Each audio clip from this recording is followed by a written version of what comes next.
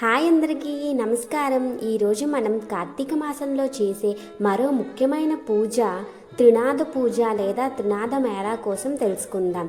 శ్రద్ధ, భక్తి మరియు దీపాల వెలుగుతో నిండిన కార్తీక మాసంలో మనం చేసే ప్రతి పూజ దేవుని దివ్య కృపను మన జీవితంలోకి ఆహ్వానిస్తుంది.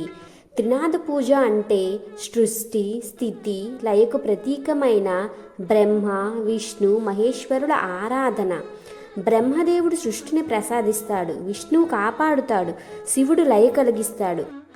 ఈ ముగ్గురు దేవతల ఆశీస్సులతో మన జీవితంలో జ్ఞానం, శాంతి, ఐశ్వర్యం కలుగుతాయి.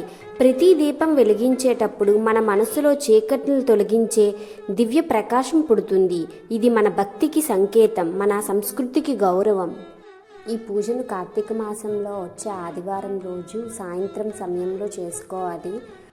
నేనైతే ముందుగా ఇల్లంతా క్లీన్ చేసుకొని తర్వాత ఆసనం ఏర్పరచుకొని ముగ్గు వేసి పీట తీసుకొని బొట్లు పెట్టి ముగ్గు వేసి పూజకు అంతా సిద్ధం చేసుకున్నాను. తర్వాత 3 చెంబులు తీసుకొని గంధం రాసి కుంకుమతో బొట్లు పెట్టి వాటిలో నీరు పోసి మామిడి ఆకులు, మర్రి ఆకులతో అలంకరించుకున్నాను.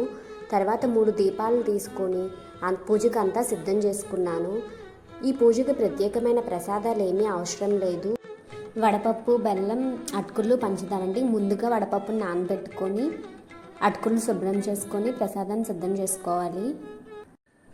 ఈ త్రినాద పూజ కథ చాలా బాగుంటుందండి. ఇప్పటివరకు ఎవరైనా విన్నట్టయితే వినండి, చాలా మంచిది. ఈ పూజ మీలో ఎంతమంది చేసుకున్నారో కమెంట్ చేయండి. ఇంకా ఎవరైనా చేసుకున్నట్టయితే కార్తీక మాసంలో ఈరోజే లాస్ట్ చేసుకోవడానికి ట్రై చేయండి, చాలా మంచిది. నేనైతే ముందుగా వినాయకుని పూజ చేసుకొని త్రినాథ స్వామి కథ చదువుకొని అష్టోత్తరాలు అన్నీ చదువుకొని కొబ్బరికాయ కొట్టి దేవుడికి హారతిచ్చి పూజ సమాప్తం చేశానండి. నా ఛానల్ని కొత్తగా చూసినట్టయితే లైక్ చేసి, షేర్ చేసి, కమెంట్ చేసి సబ్స్క్రైబ్ చేసుకోండి. Thanks for watching.